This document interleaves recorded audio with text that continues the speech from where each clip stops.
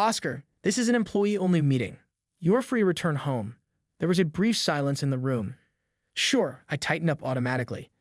Despite just having a high school degree, I am confident in my practical experience and understanding. Oh, Oscar, do you think you can keep up with today's difficult meeting? Yes, I'll do my best. The entire conference room looked at me. All right, let's hear everyone's thoughts on the new business project. As ideas were shared one after another, I raised my hand. Yes, I have a proposal as well. Any other ideas, constructive suggestions? Completely ignored, I looked around in surprise, but everyone avoided my gaze, staring awkwardly at the table. The meeting dragged on longer than expected, so a break was announced. As the colleagues went to grab coffee or use the restroom, Megan, the department head, approached me. Oscar, keep your comments to a minimum. I told you this meeting is for college graduates only. You should leave immediately. Megan leaned in and whispered so no one else could hear, pressing me to leave. Understood. I bowed my head and left. The next day, while reading the newspaper, Megan began trembling. My name is Oscar Kingston. I'm 37 years old. I've been working as a systems engineer at Future Tech, a major IT company, for 15 years. On the surface, I'm just a regular employee, but I'm actually a major shareholder in the company my grandfather founded. The company was inherited, and I inherited a significant portion of its stock, though I've never disclosed this to anyone. I take great pride in my work. My skills in system development are among the best in the company. However, I'm not one to boast. I prefer to quietly focus on my tasks as it suits my personality. My colleagues trust me deeply, and it's not uncommon to hear them say, if we follow Oscar, we can't go wrong. My hobbies include playing chess and reading Japanese classical literature. I've reread The Tale of the Hit countless times. The philosophy of impermanence resonates with the rapid changes in the industry. Chess helps me sharpen my ability to anticipate and assess situations. This strategic thinking often proves invaluable at work. In high school, I was the captain of the kendo team with a 4th rank. I even competed in national tournaments. A sense of harmony I learned in kendo remains important to me, respecting others and maintaining self-discipline. This principle is also applied to my work. Its values guide how I interact with my team and negotiate with clients. I often chat with Ian, the chief of security at the company, a former member of the self-defense forces. Ian has taught me many principles of organizational management. The phrase Ian taught me, an organization is like a living organism. It functions only when the whole is in harmony, has particularly stayed with me. Keeping this wisdom in mind, I place great importance on teamwork in my daily work. My serious and hardworking nature, however, sometimes backfires. My relationship with Megan, the new department head, has been tense from the start. She studied business administration at a prestigious university overseas and tends to dismiss the traditional values of Japanese corporate culture. It seems she views my steady, hands-on approach as outdated. Even so, I intend to stick to my way of working. I continually educate myself to stay current with technological advances while cherishing the spirit of harmony. I believe this is the path to supporting not just our company, but the entire Japanese industry. It's about balancing respect for the culture and values built by our predecessors with adapting to a new era. I believe that balance is the true meaning of innovation. As the company's major shareholder, a role I inherited from my grandfather, I see this as both a heavy burden and a profound mission. I watch over the company's future, ready to make critical decisions when necessary. To do so, I make a continuous effort to stay informed about the company's overall situation and analyze it with a calm mind. While I may appear to be a regular employee on the surface, deep down I feel the responsibility of a business leader. As I carry out my daily tasks, I'm always thinking about the company's future. In a world where technological innovation accelerates daily, I ponder how to grow the company while protecting the happiness of its employees. This pursuit for answers continues every day. Drawing on my experience and the legacy of my grandfather, I sit down at my keyboard once again. Today, the future of our company lies in the hands of each and every one of us. With this conviction, I commit myself to my work with all my energy. Since Megan's appointment as the new department head, the atmosphere at our company has drastically changed. When the internal email announcing her arrival hit my inbox, I felt an uneasy premonition. That feeling was quickly validated. Good morning, everyone.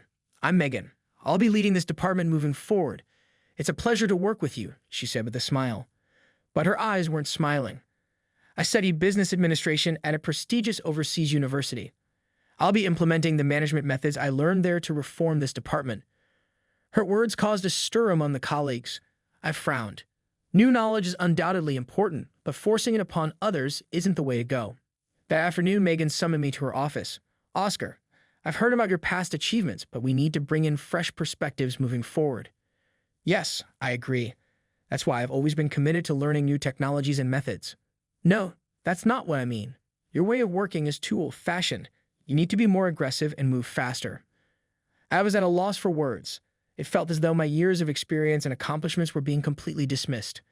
The next day, Megan made a major announcement. I'm pleased to announce the leader of our upcoming new project, Andrew. You'll take the lead. I was stunned. I had always led projects of this scale, but Andrew was one of Megan's close allies and lacked deep technical knowledge. Thank you. I'll do my best, Andrew responded with pride. I couldn't shake a growing sense of unease. That evening, I sought advice from Ian. Oscar, don't rush. Sometimes retreating is part of the strategy. Watch quietly for now and wait for the right moment, he said. But if things keep going like this, the company will. I know, but for now, be patient. The time will come when your strength will be needed. Ian's words helped me restrain myself. However, the situation deteriorated more quickly than I could have imagined. Megan began implementing a series of new measures. First, she eliminated the morning radio exercises that had been a cherished tradition. That's outdated. Let's use that time for morning brainstorming sessions instead. I could hear murmurs of discontent from the colleagues. The radio exercises were more than just a physical activity. They were a space for casual communication among colleagues. Suddenly, they were replaced by tense morning meetings. Next, Megan revamped the office decorations. Slogans emphasizing harmony and balance were taken down and replaced with foreign-style quotes. Think outside the box. Innovation is the key to success. The messages weren't wrong per se, but the abrupt change left colleagues visibly unsettled. Then came the biggest shock. The annual company trip, a tradition everyone looked forward to, was drastically altered. This year, the trip will be to a luxury resort overseas. It's perfect for fostering an international perspective. At first, it sounded like an extravagant treat, but the reality was different. Megan, the budget isn't enough. Employees will have to cover 3 times the usual costs themselves. That's worth the investment. It's for everyone's benefit. I was stunned. In the past, the trips were modest getaways to hot springs, thoughtfully planned to ensure everyone could participate. Now it was clear some colleagues wouldn't be able to afford to go. Megan, can we reconsider this plan? Oscar, you're always so negative. Try looking ahead for a change. She dismissed my concerns outright. Some of my colleagues gave me sympathetic looks, but no one dared to speak up. That evening, Kristen, the HR manager, approached me as I was leaving. Oscar, are you all right? It seems like things aren't going well with Megan. Yes, I'm managing somehow. Take it easy. We all know how much you contribute. Kristen's words offered a small measure of comfort, but the situation didn't improve. The new project quickly ran into trouble. Andrew's leadership was ineffective, and the team was in disarray. I tried offering advice several times, but I was coldly dismissed. Oscar, please don't interfere with our way of doing things. Meanwhile, the company's performance began to decline. Customer complaints were increasing and employee turnover rates were rising. Yet Megan seemed oblivious to these warning signs. Everyone, let's work harder. We're competing on a global stage. I could hear the collective sighs from the colleagues. One day, I accidentally overheard a conversation between Megan and Andrew. Andrew, this can't go on. We need to make the numbers look better. But the actual performance, that doesn't matter. Just make sure my evaluation doesn't take a hit. I was shocked. Megan wasn't acting for the good of the company. She was acting for her own reputation. That night, for the first time in years, I found myself speaking to my grandfather's memorial tablet. Grandpa, what should I do? If things continue like this, the company you built will. There was no response, of course, but a strange sense of calm washed over me. I made a decision. I couldn't stay silent any longer. To protect the company and my colleagues, I had to do what I could. However, my resolve would soon face its greatest test. Megan's reforms continued to worsen the atmosphere at our company day by day. One morning, I headed to Megan's office with an important proposal in hand, a plan for a new system development project. It was something I had spent months preparing. Megan, this is a proposal for a new project, I said. She took the document, glanced at it briefly, and then tossed it onto her desk. Oscar, this won't do. We need something more innovative. But this plan is based on a thorough analysis of customer needs, I argued. We decide what the customers want. Think of something more groundbreaking that will amaze the world. I was at a loss for words. Ignoring customer needs went completely against our long-standing principles. That afternoon, Megan called an emergency meeting. Everyone, I'm excited to announce a new project. Andrew, please explain, she said. Andrew stood up, looking pleased with himself. Thank you. We're embarking on the development of a fully automated AI system. It will minimize human intervention and maximize efficiency. I was stunned. Such a radical project was unrealistic. Moreover, it could potentially take away many employees' jobs. Megan, isn't this project premature? We don't have the technical capability to. Oscar, it's you again, always with the negative comments. This project is already a done deal. The room fell silent. Everyone could sense the tension between Megan and me. From that day forward, the new project progressed at breakneck speed. As expected, problems piled up, technical hurdles, budget overruns, and worst of all, a sharp decline in employee morale. One day, Kevin, a young engineer, came to see me. Oscar, is this project really going to be okay? Honestly, it's a tough situation, but for now, we all need to work together and do our best. But at this rate, the company. I know, leave it to me. I tried to reassure Kevin, but I couldn't shake my own doubts. Then the worst-case scenario happened. During testing, the AI system malfunctioned and destroyed critical customer data. An emergency meeting was called. The conference room was filled with a heavy atmosphere. How did this happen? Someone explain. We're terribly sorry, an unforeseen bug cause. No excuses. Just come up with a solution immediately. At that moment, I stood up. Megan, I will take responsibility for addressing this issue. You, she snapped, but this project isn't your responsibility. That's true. However, I have a plan to resolve this problem. Reluctantly, Megan agreed. I quickly assembled a response team and began working around the clock to restore the system. I endured days with little sleep, eating meals at my desk as we worked tirelessly. A week later, we finally succeeded in recovering the data and made significant progress in stabilizing the system. Although the trust of our clients hadn't been fully regained, we had averted the worst-case scenario. Exhausted, I reported to Megan, Megan, the recovery efforts are complete. I see. Well done, she said, her words carrying no trace of gratitude. The next day, she held another all-hands meeting. The recent incident was deeply regrettable. However, this is an opportunity for us to push forward with even greater innovation. I couldn't believe my ears. She still planned to continue with her so-called reforms. Specifically, we will be restructuring staff allocations. Some departments will be downsized while the new business division will be expanded. Murmurs of concern spread throughout the colleagues. This was effectively a declaration of layoffs. Megan, shouldn't we deliberate on this more carefully? Oscar, your opinion is not required and this decision is final. After the meeting, the office was engulfed in anxiety and unease. Everyone began worrying about their job security. Ian approached me. Oscar, this isn't working. You need to do something. I know, but right now, There's no time. You have to act before the company collapses. I fell into deep thought. It was clear that allowing Megan to do as she pleased was no longer an option. But I still felt it wasn't the right time to reveal my position as a major shareholder. Her recklessness showed no signs of stopping. Unreasonable demands kept coming, longer working hours, unrealistic deadlines, and intrusive meddling in employees' personal lives. One day, Michael, a young employee, came to me in tears. Oscar, I can't take it anymore. I'm thinking about resigning. Michael, please wait a little longer. Things will change, I promise. Trust me, this company has a bright future. As I reassured him, my heart grew heavier. At this rate, we would lose talented people like him. I resolved to act. The time had come. Our company was nearing a breaking point. Megan's unilateral management decisions were driving the company into chaos and morale had hit rock bottom. Then one day an email was sent to all employees calling for an emergency meeting. The tense, worried faces of the employees filled the meeting room. I sat down, feeling my heart race. At the scheduled time, Megan walked in briskly. Thank you all for gathering today. I have an important announcement to make. A wave of tension swept through the room. Our company is falling behind in adapting to globalization. Therefore, we decided to form a strategic partnership with a major overseas corporation. The room buzzed with murmurs. Along with this, we will undergo a significant organizational restructuring. Specifically, half of the current departments will be merged or eliminated to establish a new structure. I was stunned. This was practically a declaration of massive layoffs. I looked around and saw the employees' faces turning pale. And to ensure the smooth implementation of this new structure, all key meetings will now be conducted in English. At that moment, the meeting room fell into an eerie silence, as if frozen. From now on, English proficiency will be one of the evaluation criteria. Please make sure to prepare yourselves. Those words darkened the employees' expressions even more.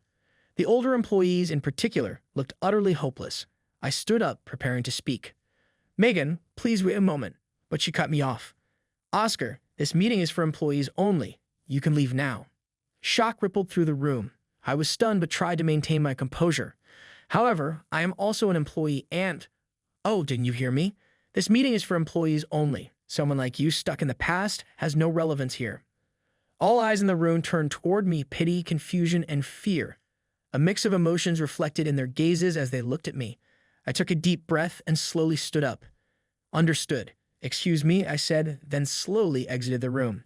Just as I was closing the door, I heard Megan's triumphant laughter. I stepped into the hallway and leaned against the wall.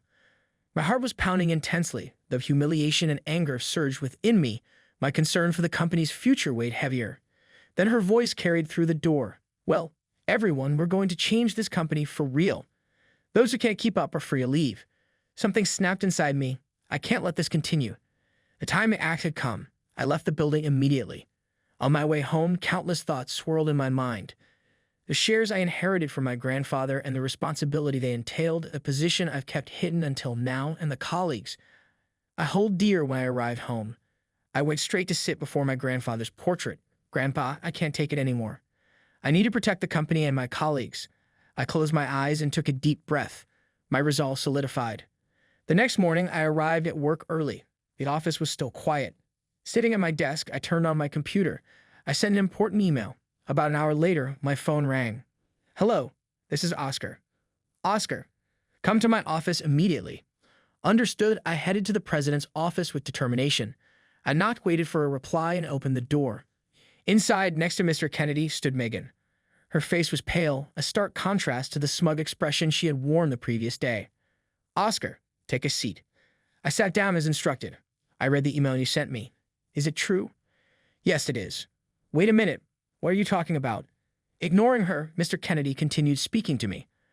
I never imagined you were the company's major shareholder, let alone the founder's grandson. Megan's face twisted in shock. What? What did you just say? I took a deep breath and began to explain. Yes, my grandfather founded this company. I inherited the majority of its shares after his passing. However, I wanted to contribute to the company based on my own abilities, so I kept this a secret until now. This can't be, Oscar. Why didn't you tell us this earlier? I'm sorry, but given the current critical state of the company, I could no longer stay silent. Mr. Kennedy let out a deep sigh. I see. So what do you propose we do? First, I would like yesterday's announcements about the organizational restructuring and conducting meetings in English to be rescinded. Wait, you can't do that. If we'd said, Megan, be quiet. She fell silent. I'd also like an opportunity to explain the situation and our future direction to all employees. After a moment of thought, Mr. Kennedy nodded. Very well, I'll leave it to you. Mr. Kennedy, you can't be serious, Megan protested. Your role ends here. We'll discuss your situation with HR. Her face turned ashen. That afternoon, an emergency all-staff meeting was convened. The large conference room was packed with employees, their faces a mix of anxiety and anticipation as they watched me. Taking a deep breath, I picked up the microphone. Thank you all for gathering here today. I have an important announcement to make. The room fell silent. First, I must share the truth about myself. I am the grandson of this company's founder and its major shareholder. The room erupted in murmurs of surprise. I sincerely apologize for keeping this a secret. However, given the critical situation our company is facing, I felt I could no longer remain silent. I proceeded to detail the flaws in Megan's policies and the events leading up to the current crisis. I could see the employees' expressions gradually shift from shock to understanding. I'm here to announce that the organizational restructuring and the English-only meeting policy announced yesterday have been rescinded. A collective sigh of relief swept through the room. Moving forward, I want to rebuild this company together with all of you. Our strength lies not in chasing individual achievements, but in fostering teamwork and a long-term vision. That is our pride and our greatest asset. The room erupted into applause. We will work on new reforms together, incorporating your feedback along the way. Let's build a better future tech together. The applause grew louder, and I noticed a few employees wiping tears from their eyes. After the meeting, many employees approached me. Thank you, Oscar. Let's work hard together from now on. We'll follow your lead. Each word resonated deeply within me. That evening, for the first time in a long while, I left the office early and returned home. When I got home, I went straight to my grandfather's memorial tablet. Grandpa, I finally did what I needed to do. From now on, I'll look after the company you built together with everyone. The sound of the wind chime echoed softly in the quiet room. It felt as though my grandfather was acknowledging my resolve. A month had passed since our company began transitioning to its new structure. The atmosphere in the company was gradually improving, but the negative legacy left by Megan still weighed heavily on us. One morning, Stephen, the head of the engineering department, came rushing toward me, looking distressed. Oscar, It's serious. We've discovered a bug in Navigator Next, and it's a severe one. I held my breath. Navigator Next was our flagship product. If there were issues with it, the company's very survival could be at stake. Explain it to me in detail. Stephen explained that under specific conditions, the system could output incorrect information. Several customers had already reported issues. We need to form a response team immediately. Stephen, you'll be the leader. Understood. By the end of the day, we had assembled a team of our best engineers to address the problem. The tension in the meeting room was palpable. Everyone, you understand the situation. This is a matter of life and death for the company. We must resolve it as quickly as possible. Kevin, a young engineer, raised his hand. Oscar, to be honest, this is a very tough problem. It might even be a fundamental design flaw. I sighed deeply, but giving up wasn't an option.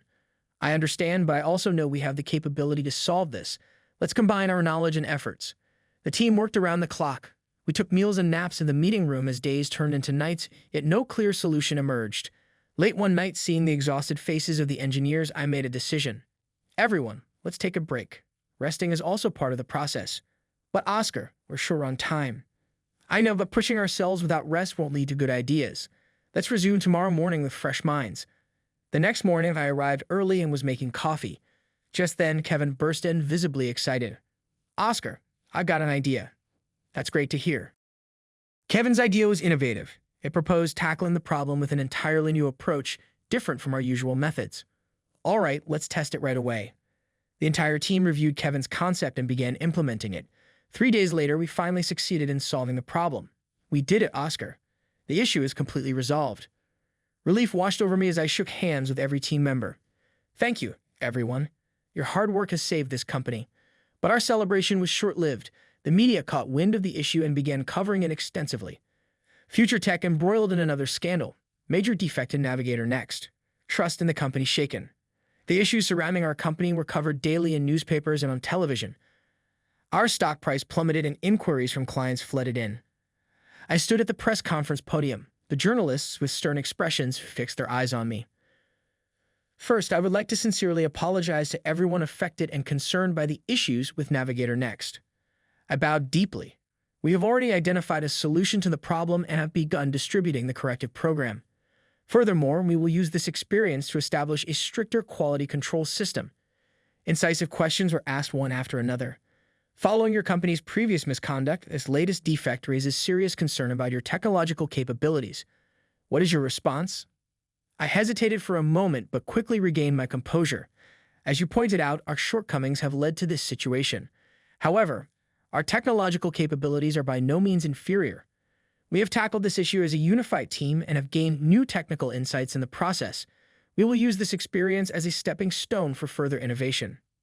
After the press conference, I returned to the waiting room, where Ian approached me. You did well, Oscar. That was an impressive response. Thank you, there's still much to do. That's right. The real battle starts now. As if on cue, the next challenge arose. Major clients began calling for contract reviews. I desperately visited our clients, repeatedly apologized, and explained, striving to restore their trust. During a critical meeting with a significant client, harsh words were thrown my way. Oscar, to be honest, we consider it too risky to continue using your products. I took a deep breath and responded with determination. You are absolutely right. We have made serious mistakes. However, I believe that we can emerge stronger from this. We are committed to applying the lessons we've learned to deliver safer and more reliable systems. Please give us another chance. The client's eyes fixed intently on me, then he slowly began to speak. Understood. Your sincerity has come across. We'll monitor the situation for now. I bowed deeply. Back at the office, the employees looked at me with anxious faces. It's okay. We still have a chance. The real fight starts now. My words brought a slight sense of relief to their expressions, but the difficult situation continued. Some clients terminated contracts, and securing new projects became increasingly difficult. The company's financial situation worsened by the day. One day, Scott, the head of accounting, came to see me. Oscar, at this rate, we'll run into cash flow issues. We may need to consider staff reductions. I interrupted him. Staff reductions are the last resort. Let's explore other options first. I racked my brain, searching for a solution. Finally, an idea struck me. Scott, could we leverage some of our patents to create a new revenue stream? Patents. Yes, we could license our technology to other companies. It wouldn't require significant investment. Scott's eyes lit up. That might work. I'll look into it right away. The proposal brought new hope to the company. By licensing our patents, we had the potential to secure a stable revenue stream. Meanwhile, rebuilding the core business remained an urgent task. I gathered the development team and laid out a new direction. Listen, everyone. We are facing a critical moment, but we cannot afford to give up. Let's reevaluate our strengths and technology. The engineers listened intently, their expressions serious. Remember the teamwork and creativity that helped us resolve the issues with Navigator Next. We have the power to overcome this difficulty. Marcus, the chief engineer, stood up. Oscar, we have an idea, Marcus said, standing tall. We might be able to use the technology we developed to solve the Navigator Next issue to create an entirely new product. My eyes lit up. That's fantastic. Start drafting a proposal immediately. From that day, the development team immersed themselves in creating the new product. The team worked tirelessly day and night without a single complaint. Everyone was fully committed to this fight for the company's future. 3 months later, the prototype for the new product, Future Navi, was complete. It was a next-generation navigation system powered by AI and big data. This system didn't just provide traffic information, it learned user behavior and preferences to suggest the best routes and even destinations. Holding the prototype, I was speechless with emotion. Thank you all so much. This will undoubtedly revolutionize the industry. Pride and confidence shone in the eyes of every team member. The launch event for the new product drew a large crowd of media representatives. The critical stares that once dominated were replaced with looks of eager anticipation. Today, we are proud to introduce our new product, Future Navi. This is more than just a navigation system. It's a partner for the future, designed to enrich users' lives and offer a new level of experience. The journalists were intently taking notes. The queue in a session was filled with technical inquiries. There have been doubts about your company's technical capabilities in the past. Will this product address those concerns? I responded confidently, yes, I believe it will. This product represents the culmination of our collective efforts and expertise. It's also a testament to the lessons we've learned in our commitment to reaching new heights. The reaction to the launch exceeded all expectations. Media outlets covered the event with headlines such as "Future Tech signals a triumphant comeback." The company's stock price began to rise and inquiries from potential partners increased. For the first time in a long while, a sense of vitality returned to Future Tech. 3 months after the launch of Future Navi, the market response was overwhelmingly positive. The company's performance was showing clear signs of recovery. However, I remained vigilant. My experiences had taught me that crises could emerge from anywhere at any time. One morning, Kristen, the HR director, burst into my office in a panic. "Oscar, there's trouble. Something suspicious is happening internally. What's going on?" There are rumors that some of Megan's former subordinates are leaking sensitive company information to external parties. I frowned deeply. Megan's influence was still lingering. Do we have any evidence? Nothing concrete yet, but multiple employees have reported similar concerns. Understood. Let's set up an investigation team immediately. By the end of the day, a special task force led by Ian was assembled. They began gathering information covertly, searching for evidence of wrongdoing. A few days later, Ian came to my office. "Oscar, the rumors appear to be true. 3 of Megan's former subordinates, Matthew, Aaron, and Henry, seem to have been selling information about our new technology to a competitor." I let out a deep sigh. All right, let's bring them in for questioning. We summoned the 3 employees individually for interviews. At first, they denied everything, but when confronted with evidence, they finally confessed. "We're sorry, but we were acting under Megan's instructions." "Megan? She no longer works here." "Yes, but she's still in contact with us and giving us directives." The situation was more severe than I had anticipated. Even after leaving the company, she had left behind collaborators aiming to damage Future Tech from within. I called an emergency board meeting. "Everyone, as you are aware, we are facing another crisis." The executives' expressions grew tense. "But this time is different. We have experience and we are united. Let's turn this crisis into an opportunity to strengthen the company." Samuel, the chief financial officer, spoke up. "However, if this information leak becomes public, our stock price will plummet again. If we mishandle this, the company's survival could be at stake." I nodded solemnly. "You're absolutely right. That's why we need to act preemptively." I began outlining my plan. The plan is to disclose the fact of the data leak and implement a thorough internal reform. Sebastian, the chief technology officer, expressed concerns. "Isn't that too risky? It's like reopening a wound for everyone to see." The risk is high, yes, but if we try to hide this, the eventual consequences will be far worse.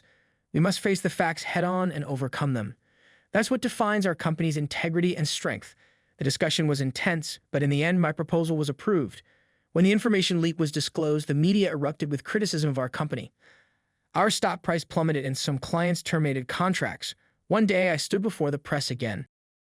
The journalists' stern faces bore down on me as they fired questions. Why was your company unable to prevent such an incident? Doesn't this expose significant flaws in your management? Can your company's products still be trusted? Questions came flying at me like arrows. I took a deep breath and began responding calmly. First, I deeply apologize for allowing this situation to occur. It's true that our management systems had areas that needed improvement, but that's exactly why we've committed to extensive reforms. I detailed the changes we were implementing and concluded with, we are not perfect, but we are committed to continuous growth and evolution. We see this crisis as an opportunity to become a stronger, more trusted company. After the press conference, the atmosphere within the company began to shift.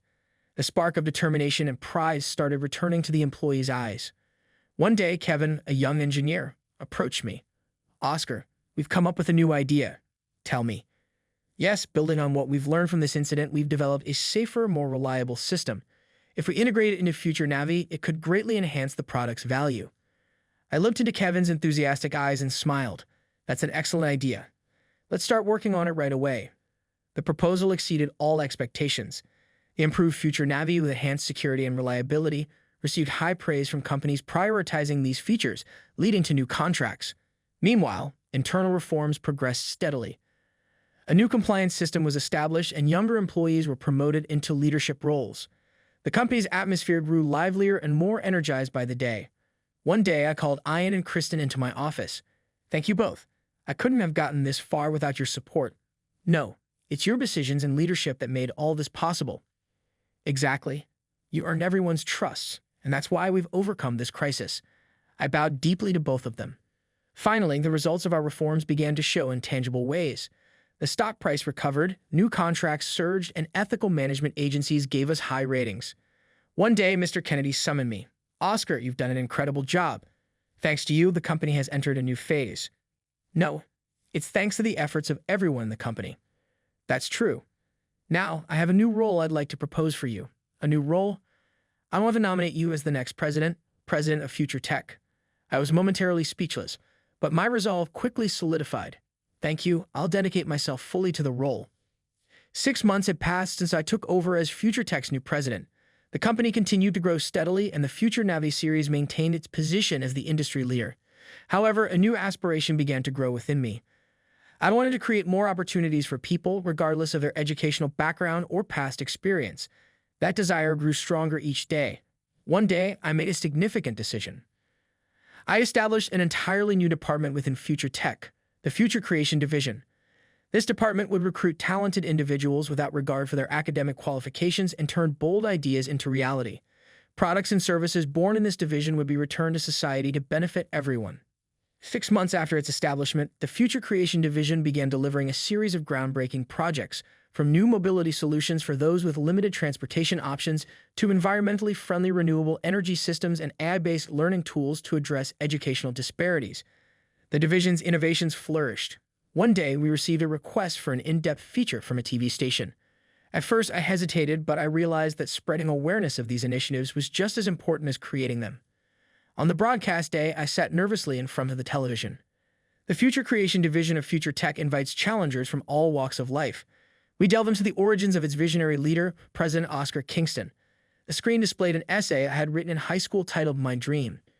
It read, "My dream is to create a society where everyone is given a fair chance, a world where not one's educational background or family circumstances determines success. I will make that world a reality." My eyes welled up to think that the pure aspirations I had as a teenager were now coming to life. The response to the program was overwhelming. Numerous companies reached out, inspired to implement similar initiatives, and the government even recognized us with an award. One day, I received an unexpected visitor. "Oscar, do you remember me?" Standing before me was Miss Anderson, my high school homeroom teacher. "Do you remember that essay? I kept it all these years. Miss Anderson, to be honest, I was worried about you back then, but you truly made that dream a reality." Miss Anderson, with tears in her eyes, bowed deeply to me. "Oscar, thank you. You've given hope to so many people." I couldn't hold back my tears either. The next day, I gathered all the employees for a meeting. "Everyone, we've come this far thanks to each and every one of you. Let's continue building an even brighter future together." A wave of applause filled the room. Glancing out the window, I noticed a beautiful rainbow arching across the sky. That evening, I returned to my childhood home for the first time in a long while. Oscar, you've worked so hard. Yes, but there's still more to do. That's true, but I'm sure your father and grandfather are so proud of you, watching from heaven. Without saying a word, I hugged her tightly. Later that night, I stepped into the garden and looked up at the starry sky. The struggles, the joy, and the present happiness, all of it felt like part of one grand story. One morning, I arrived at the office earlier than usual. As always, a voice called out from behind me. Well done, Oscar. I turned to see Chairman Mr. Kennedy standing there. Mr. Kennedy. No, it was thanks to everyone. No, it was your leadership that made it possible. You become a remarkable leader. I bowed deeply. So what's next? Next, your technology is no longer just for Japan. The world is waiting for it. I silently looked up at the ceiling. We'll take on the world. Mr. Kennedy nodded in satisfaction. Good. I'll be rooting for you. Go get them, Mr. Kingston. His words renewed my determination.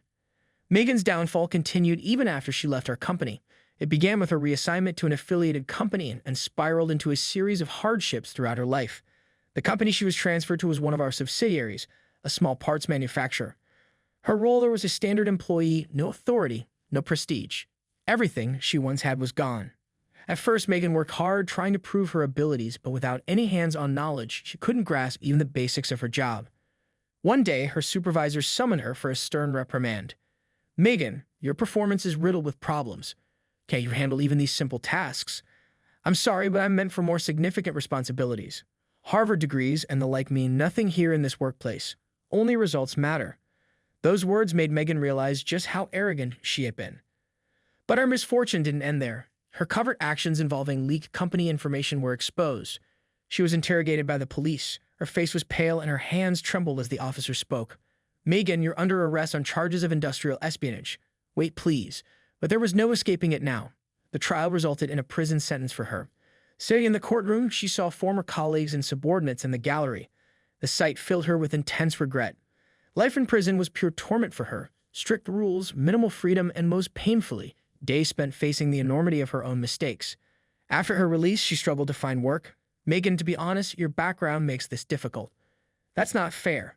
I have a stellar education and extensive experience. None of that matters in the face of your betrayal of trust. Standing on the street, she was unrecognizable.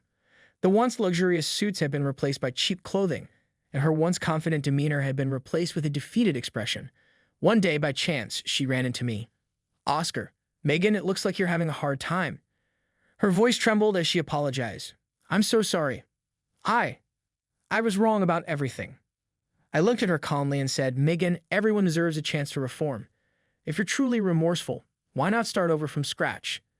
Tears welled up in Megan's eyes. Really? Even someone like me? Yes, but it won't be an easy path. She bowed deeply. I understand. I'll endure whatever hardships come my way. This time, I want to grow in the truest sense. With that, she began working again, this time in a future tech subsidiary. I introduced her to her role. Your role is now as a frontline worker, starting from the bottom. I'll relearn everything from the basics and aim to develop genuine leadership skills. The arrogance that once defined her had disappeared, replaced by a sincere determination in her eyes. This marked the beginning of a new chapter in her life. 5 years had passed since I became president of our company, and I was now 50 years old.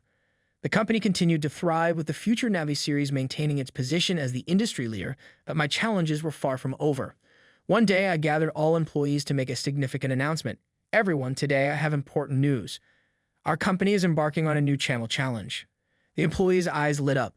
Until now, we've used it to transform society, but from now on, we'll take it a step further and fully enter the field of education.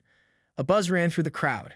Using the iLearning support system developed by the Future Creation Division, we will partner with schools and tutoring centers across the country to build a platform where everyone can access quality education equally. An excited murmur spread among the employees, and I selected Kevin, who has achieved remarkable results in the Future Creation Division, to lead this project. Kevin stood up, his face filled with surprise. He joined us after dropping out of college, and he's been an invaluable asset to the Future Creation Division. Mr. Kingston, I'm honored to be entrusted with such a responsibility. Your experience and creativity are exactly what this project needs. I'm counting on you. As applause filled the room, I smiled quietly. The next day, I visited the Future Creation Division's office. There, employees from diverse backgrounds and experiences worked energetically. Everyone, thank you for your hard work. Because of you, the company is moving toward a brighter future. Michael, one of the younger employees, stepped forward. Mr. Kingston, we're the ones who should be thanking you for giving us this opportunity. No, it's because you all believe in your potential and worked hard that we've come this far. A warm atmosphere filled the room. That weekend, I visited my mother. Oscar, I hear you're starting something new again. Yes, the challenges never end. Your father and grandfather are watching over you.